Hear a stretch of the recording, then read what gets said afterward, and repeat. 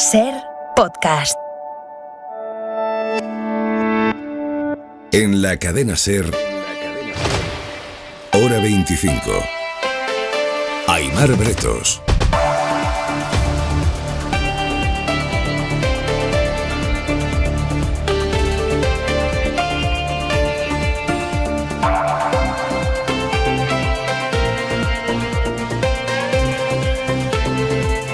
Unión del Pueblo Navarro va a expulsar del partido a los 2 diputados que ayer desacataron la disciplina de voto y estuvieron a punto de tumbar la reforma laboral.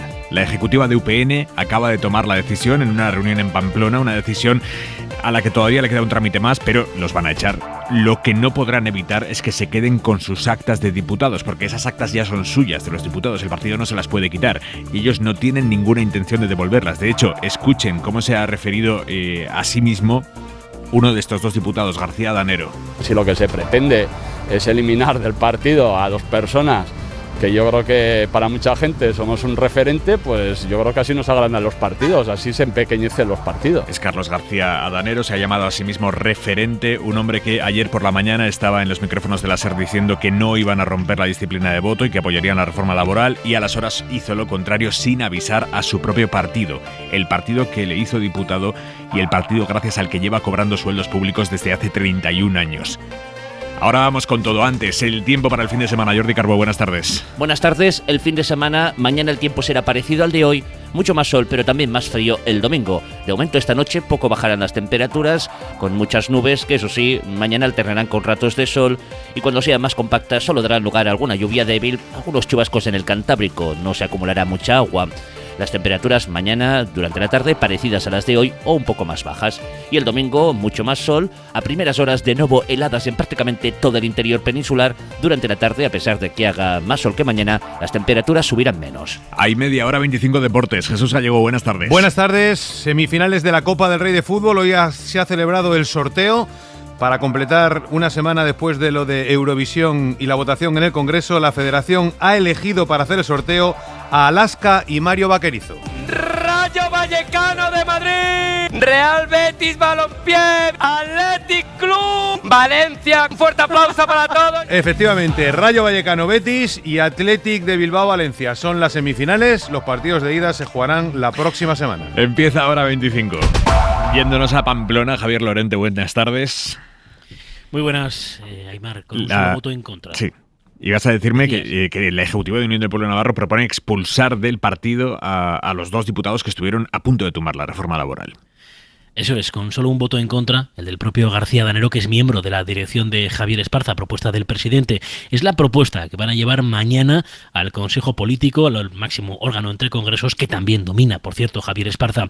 Hay espacio, eso sí, para el recurso de un García Danero que después de 35 años de militancia se resiste a que salir del partido e insiste también en que ejerció su libertad de voto porque la decisión del sí a la reforma laboral fue del presidente del partido.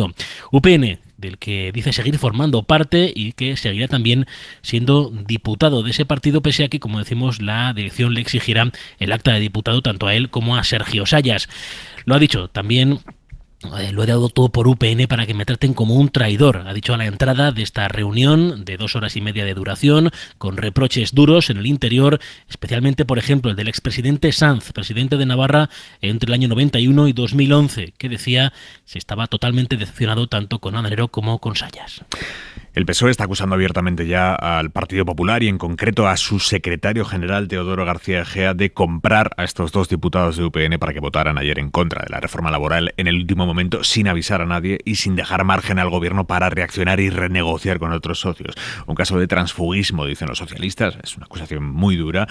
Y el PP, por su parte, insiste en cargar contra la presidenta del Congreso, Meritxell Batet, por no permitir que el diputado del PP que se equivocó corrigiera después su voto. Inma Carretero, buenas tardes. ¿Qué tal? Buenas tardes. Pablo Casado se encerró anoche en su despacho del Congreso con Alberto Casero y con su equipo, y hoy el líder popular ha desplegado toda su artillería. Que vamos a pedir a la mesa que reconsidere este atropello. Si no lo hace de inmediato, la presidenta del Congreso podría estar prevaricando y tendría consecuencias también judiciales para ella. E inmediatamente iremos al Tribunal Constitucional La ultraderecha de Vox tiene previstos los mismos pasos. Por ahora no hay fecha para esa reunión de la mesa que el PP pide de forma urgente y todo esto a los socialistas les parece una sobreactuación. Que abandonen ya esa huida hacia adelante, que a lo único que les lleva es a convertirse en el trumpismo español. Adriana Lastra, la número 2 del PSOE, ha señalado al PP por comprar voluntades. Es un caso de transfugismo político, de compra de voluntades por parte del Partido Popular y lo único que nos queda por averiguar es el precio que ha pagado el Partido Popular. Así que PSOE y PP elevan al máximo el tono en la víspera del fin de semana central de la campaña de Castilla y León. Gracias, Inma. Lo que el PP en su conjunto ya no defiende con tanta intensidad como ayer al menos es esto. Uno de los diputados del Partido Popular ha votado telemáticamente no a la reforma laboral. El certificado emitido por parte de la Cámara ha comprobado que contemplaba un voto diferente al que él ha emitido, un sí.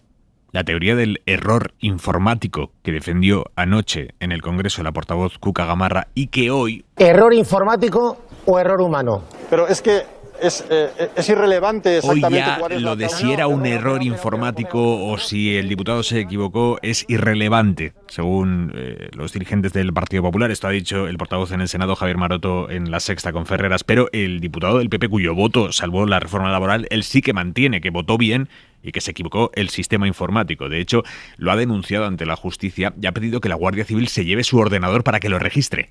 Alfonso Ojea, buenas tardes.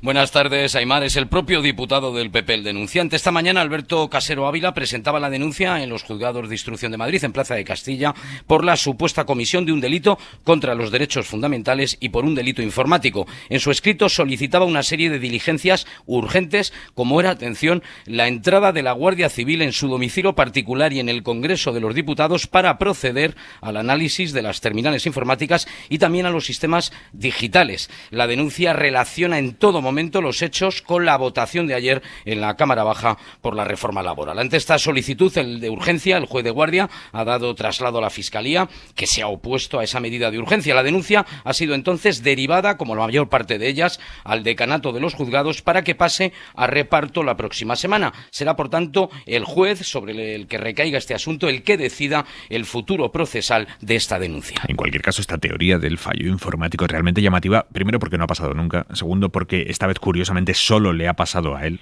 al hombre cuyo voto ha salvado la reforma laboral, a un señor que ayer se equivocó otras 3 veces al votar. En total 4 errores, pero el problema según el PP es informático. Mariela Rubio, buenas tardes. Buenas tardes, sí, y el contexto en el que se produjo ese cuarto error es revelador de la completa confusión que vivió ayer la bancada popular. Después de lo ocurrido con la reforma laboral, el PP cometió un segundo error. El 90% de los diputados apoyó penalizar a quienes acosan frente a las clínicas abortistas. La posición del PP, fijada previamente, era el no, pero la secretaria general del grupo indicó el sentido del voto al revés. 79 de 89 diputados votaron sí cuando debía ser que no. Los 5 votos telemáticos en este asunto, al no recibir la orden presencial equivocada, sí votaron correctamente, todos menos uno, Alberto Casero, que también se equivocó en esa votación. De este modo, la mano derecha de Teodoro García Egea se equivocó hasta en 4 ocasiones, aunque solo en una, la de la reforma laboral, alegó un fallo informático. Hoy el diputado ha escrito a la presidenta del Congreso reiterando su versión, el fallo informático, mientras el Grupo Popular, que sigue demandando una reunión urgente de la mesa del Congreso, ha solicitado también que se deje en suspenso la publicación de la reforma laboral en el Boletín Oficial del Estado. Y esta es la foto de situación que ha hecho Pepe Álvarez, el secretario general de UGT. He sentido una profunda tristeza. Si quieren que les diga la verdad, una cierta vergüenza. Diputados tránsfugas, intento de tamallazo y, como diría mi madre, Dios castiga sin piedra ni palo. Es decir, justicia divina, porque un diputado se equivoca y vota a favor de la reforma. Justo esa expresión, la de justicia divina, es la que usó hace 3 años el hoy portavoz nacional del PP, Martínez Almeida, cuando a una concejala socialista del Ayuntamiento de Madrid le pasó lo que a Casero, que se equivocó votando, y permitió que saliera adelante una moción que los socialistas no querían que saliera adelante. Cuando pasó eso, en 2018, Almeida escribió un mensaje en Twitter diciendo que, Isabel Villar, cuando uno se instala en la política del ridículo, lo más razonable es que siga haciendo el ridículo, y eso es lo que acaba de hacer el PSOE. Puri causa pie, en referencia a esta concejala, se ha equivocado y ha votado a favor de la reprobación. Justicia divina, al final lo que ha salido es lo razonable. Palabras de Almeida en 2018. Hoy ha insistido en la denuncia del fraude democrático. ¿Se puede negar que la votación haya sido un fraude democrático si se ha impedido de cualquier manera comprobar que ha habido un error? El jueves que viene las mascarillas ya no van a ser obligatorias por la calle. Eliminaremos la obligatoriedad del uso de las mascarillas en el exterior. Dijimos que iba a ser durante el tiempo estrictamente necesario. Vemos como día a día todos y cada uno de los indicadores van mejorando. Es la ministra de Sanidad, Carolina Darias. Esta mañana, en Hoy por Hoy, la medida lleva en vigor desde el 24 de diciembre, desde el día de Nochebuena. Darias se va a reunir el lunes con las comunidades autónomas para debatir cómo quedará la nueva norma, si habrá que seguir llevándola, por ejemplo, en casos de aglomeraciones. El martes, el Consejo de Ministros aprobará la nueva regulación y ya el jueves empezará a aplicarse, según ha confirmado Darias aquí en Hoy por Hoy. Teresa Rubio. Y ha justificado el haber forzado hace 2 días en el Congreso la convalidación del Real Decreto por el que se mantenía la mascarilla en exteriores con un simple era una previsión constitucional. A partir de ahí los datos. Desde que se están consolidando los datos de minoración de todos los indicadores, especialmente unos que son muy sensibles, como son el porcentaje de camas ocupadas y también el de UCI, que por cierto es diferente a otras olas y que se está produciendo la minoración casi al mismo tiempo que la incidencia acumulada, si bien en menor medida. También ha anunciado que a partir de febrero España va a disponer del medicamento monoclonal de AstraZeneca, que tiene capacidad de proteger a los inmunodeprimidos que no generan anticuerpos con la vacuna. Hoy hemos conocido el relato más brutal de los que ha hecho la Fiscalía hasta ahora sobre lo que pasó en algunas residencias de ancianos durante la pandemia. Es la investigación sobre lo que sucedió en el geriátrico de Tremp, en la provincia de Lleida, en la que murieron 64 ancianos por COVID en menos de un mes. Casi la mitad de los que vivían en la residencia murieron. La Fiscalía relata que el descontrol dentro de ese centro era total. Había ancianos sanos mezclados con enfermos, había muertos a los que les seguían tomando la temperatura y se les seguía dando la medicación. Había incluso familiares a los que se les decía que sus mayores estaban perfectamente a pesar de que ya habían muerto. Hubo familiares que tuvieron que entrar a la residencia a buscar ellos habitación por habitación a sus mayores muertos. Radio Lleida, Mercè Marc. Advierte Fiscalía en su denuncia que muchos de los ancianos pasaron hambre, frío y sed, que no había coordinación con centros médicos del entorno, que los residentes padecieron una falta de cuidados, alimentación y limpieza, ancianos sanos, obligados a estar junto a enfermos, que compartían zonas comunes, aumentando el riesgo de contagio, descoordinación. Incluso constan cuadros de registro de toma de temperaturas a personas fallecidas. A un abuelo muerto el día 3 consta que se le medicó el día 4, o a una abuela fallecida el 25 consta tomarle la temperatura al 26, que pone de manifiesto que no hubo una asistencia sanitaria real, afirma Fiscalía. Algunos trabajadores aún llevaban mascarillas de tela, no tenían conocimiento de qué hacer, incluso algunos familiares tuvieron que entrar al geriátrico a recuperar los cadáveres de sus allegados por sus propios medios.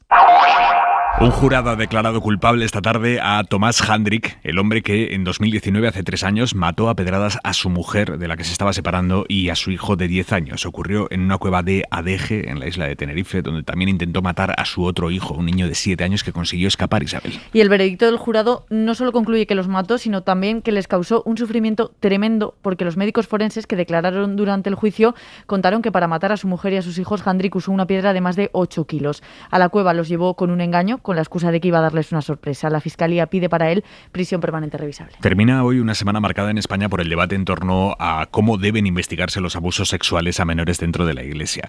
La Fiscalía ha puesto en marcha su procedimiento. También en el Congreso se está tramitando una iniciativa para crear una comisión parlamentaria. Esto último no ha gustado en la jerarquía católica, que sin embargo no veía con malos ojos en principio la decisión de la Fiscalía. Pero hoy ha empezado a asomar en público el sector más duro de la Iglesia española, en concreto el arzobispo de Oviedo, que ha dicho que todos estos movimientos son una cacería contra los cristianos, que los ponen en la diana. Adela Molina, buenas tardes. Buenas tardes. Lo escrito en su carta pastoral de esta semana. Jesús Sanz, arzobispo de Oviedo y representante del sector más ultra de la Iglesia española, habla en ella de una estrategia para distraer de lo importante y tratar de destruir adversarios culturales o enemigos políticos. La Iglesia se ha visto envuelta en ese laberinto, dice, por parte de mandamases y sus terminales mediáticos. Ha habido una consigna que ha señalado a los cristianos como diana con asuntos como las inmatriculaciones y la pederastia. Y añade que le sorprende el interés del Parlamento por investigar los abusos a menores en la Iglesia, mientras ignora los del resto de la sociedad. Su actitud beligerante contrasta con la del nuevo obispo de Calahorra, auxiliar en Madrid hasta hace unas semanas, que ha hablado así de los abusos por parte de religiosos en declaraciones a la SER en La Rioja. El tema del abuso ciertamente es intolerable en cualquier ámbito, ciertamente, pero si me permite, pues esto con más incidencia en el seno de la Iglesia. Santos Montoya ha respaldado además la investigación de la Fiscalía General del Estado, dice que no hay que tener miedo a la verdad y llama a colaborar con la justicia. La Comisión Europea ha amenazado hoy con sanciones económicas a España por la ley que está preparando la Junta de Andalucía para ampliar la zona de regadíos en el entorno de Doñana. En una carta, Bruselas señala que la ley implicaría la regularización de más de 1.460 hectáreas de cultivos de regadío que no cuentan con los permisos necesarios actualmente y que eso agravaría la situación del Parque Nacional. Bruselas amenaza incluso con llevar el asunto a la justicia europea. Radio Huelva, Santiago González. La Dirección General de Medio Ambiente de la Comisión advierte de que la regularización de regadíos prevista ahora podría aumentar la extracción de agua subterránea en las masas de Doñana y su entorno y que esto es algo que podría tener a la vez un efecto llamada con mayores impactos. El organismo ha trasladado por ello a España su honda preocupación por el cumplimiento de la Directiva Marco del Agua y la Directiva de Hábitats en Doñana y advierte de que empleará ahora todos los instrumentos que estén en su mano para el cumplimiento de la sentencia del Tribunal Europeo. De no hacerlo, acudirá por segunda vez al tribunal solicitando ahora sanciones pecuniarias contra España. En Valencia, la policía que investiga la muerte de 2 niñas al salir volando del castillo hinchable en el que jugaban, asegura que las cuerdas de la atracción estaban deterioradas. En un informe que han remitido al juzgado, los policías incluyen también declaraciones de varios testigos que aseguran que el castillo no estaba anclado al suelo por el lado derecho, por donde llegó el viento que lo levantó, y los padres de una de las niñas han dicho ya que van a llegar hasta el final con el caso porque la muerte de su hija, dicen, podía haberse evitado. Radio Valencia, Manuel Gil. Hace justo un mes de esa racha de viento que se llevó un castillo hinchable en el parque de atracciones de Mislata, dejando 2 niñas de 4 y 8 años muertas y varios pequeños más heridos. El informe policial remitido al juzgado se acompaña de un dossier fotográfico en el que se observan cuerdas rotas o desgarradas que al parecer debían estar sujetas a un bloque de hormigón o a una farola. El responsable de la atracción mantiene que él mismo cortó y desató algunas cuerdas tras el accidente, pero varios testigos han declarado a la policía que no recuerdan la existencia de cuerdas en el lado derecho, ya que pudieron pasar por ese lateral sin sortear obstáculo alguno. El informe también revela que en el momento del accidente una única persona controlaba 2 atracciones, el hinchable que se accidentó y un puesto contiguo de camas elásticas. Se lo estamos contando esta tarde. España va a retomar a partir del lunes que viene las repatriaciones a Marruecos de los migrantes que entran en nuestro país de forma ilegal. Va a ser el lunes porque ese día, según una orden del Ministerio del Interior, ese día Marruecos va a reabrir el espacio aéreo que lleva cerrado casi 10 meses. Y a partir, por lo tanto, del lunes volverán a repatriarse a los marroquíes adultos que están ahora mismo en centros de internamiento, sobre todo en Andalucía y en Canarias. Allí nos vamos a Canarias. Santiago Moreno. En la orden del Ministerio del Interior a la que ha tenido acceso la cadena SER, se da instrucciones a todas las brigadas provinciales de extranjería y fronteras para reanudar las repatriaciones de ciudadanos marroquíes a partir del lunes, tras la decisión de Rabat de reabrir su espacio aéreo. Marruecos suspendió las devoluciones de migrantes de esa nacionalidad a mediados de abril del pasado año, cuando cada semana deportaba a unas 80 personas en varios vuelos desde Canarias. Solo el pasado mes de enero llegaron a las islas en patera 3.200 personas, más de la mitad eran de origen marroquí. Un país, Marruecos, que lleva desde el martes pendiente de un niño de 5 años que está atrapado vivo en el fondo de un pozo a 32 metros de profundidad. El crío se llama Ryan, se cayó mientras su padre estaba trabajando en la zona. Han pasado ya 72 horas y alrededor del pozo se ha desplegado una operación para rescatarlo que consiste básicamente en hacer un túnel para llegar a él, porque igual que pasó con Julen aquí en España, el agujero es tan estrecho que los rescatadores no pueden bajar por ese agujero. Lo que sí han hecho los servicios de emergencia es hacerle llegar al niño agua con azúcar, hacerle llegar oxígeno también y confiar en poder rescatarlo vivo. Victoria García. El pasado martes, Ryan, un niño de 5 años, jugaba en las inmediaciones de un pozo mientras su padre trabajaba.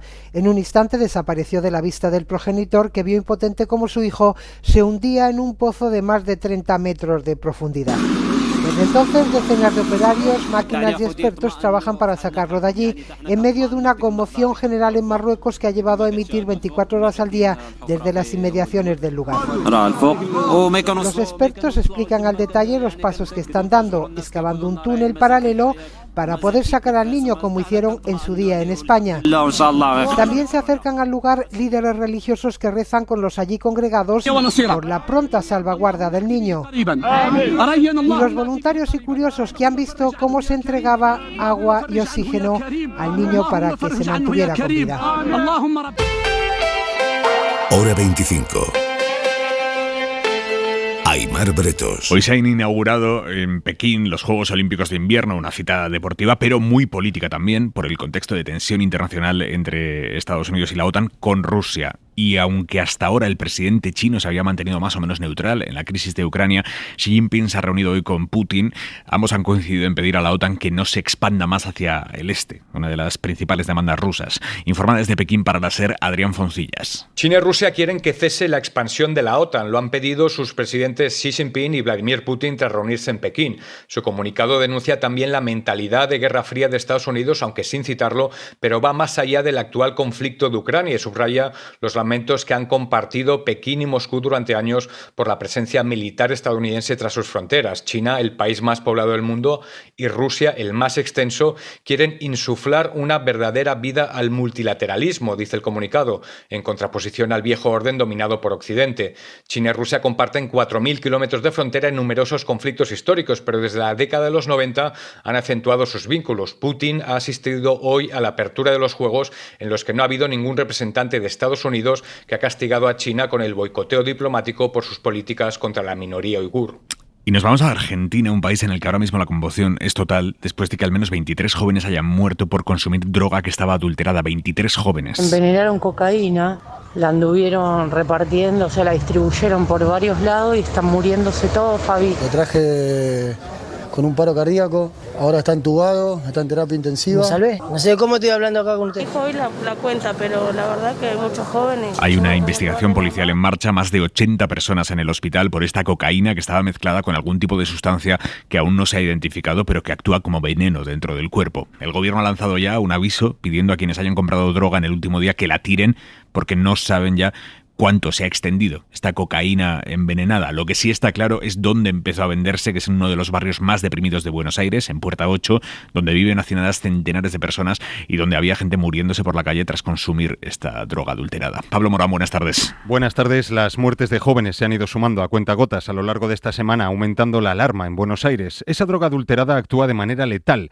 y pasa desapercibida entre los consumidores porque están acostumbrados a la baja pureza de las sustancias. Carlos Damín es doctor en Buenos Aires, experto en toxicología, y ha hablado con la SER. En lugares más humildes como este, la pureza circula entre el 20 al 25%, es decir, que la gente está acostumbrada a que recibe polvos que no siempre son blancos, como en este caso que era rosado, con un granulado distinto, y que no les llama la atención porque están acostumbrados a que ingieren cocaína muy adulterada. Algunos de los consumidores que siguen en el hospital están conectados a respiradores para mantenerlos con vida. Hay una operación policial en marcha para incautarse más droga adulterada en Puerta 8. Y a esta hora, la mirada de Xavier Vidal Folk. En la política sigue el tremendismo. La triste sesión del jueves sobre la reforma laboral se agrava a medida que pasan las horas. Todo se enrarece, amargura, acidez, salvajismo. Es verdad que todos nos equivocamos, como el diputado extremeño del PP que pulsó una tecla distinta de la que pretendía, pero la gente más normal no echa la culpa de sus errores informáticos a ninguna institución. Todos nos enfadamos cuando nos creíamos ganadores y resulta que al final perdemos, como el presidente del PP, Pablo Casado. Pero cuando eso sucede, no culpamos a la autoridad de un delito de prevaricación, ni la amenazamos con llevarla a los tribunales. A todos nos engañan alguna vez, pero impresiona oír al presidente de la Unión del Pueblo Navarro explicar cómo sus 2 diputados nos engañaron a todos. ¿Por qué? ¿Qué pasa aquí? ¿Se trata solo de los nervios, la tensión, el sofoco de una sesión parlamentaria muy importante, muy decisiva? ¿O sucede que la campaña electoral de Castilla y León intoxica aún más el clima general? De momento el PP constata que va cediendo espacio a Vox, y el candidato mañueco llama a su colega madrileña Díaz Ayuso para que le ayude a recuperar los más carcas duplicando sus mítines. Pero si Casado pautó esa elección de Castilla para patrimonializar un gran éxito que rebajara las pretensiones de la presidenta madrileña. Suscríbete a Hora 25. Todos los episodios y contenidos adicionales en la app de Cadena SER y en nuestros canales de Apple Podcast, Spotify, iVoox, Google Podcast y YouTube.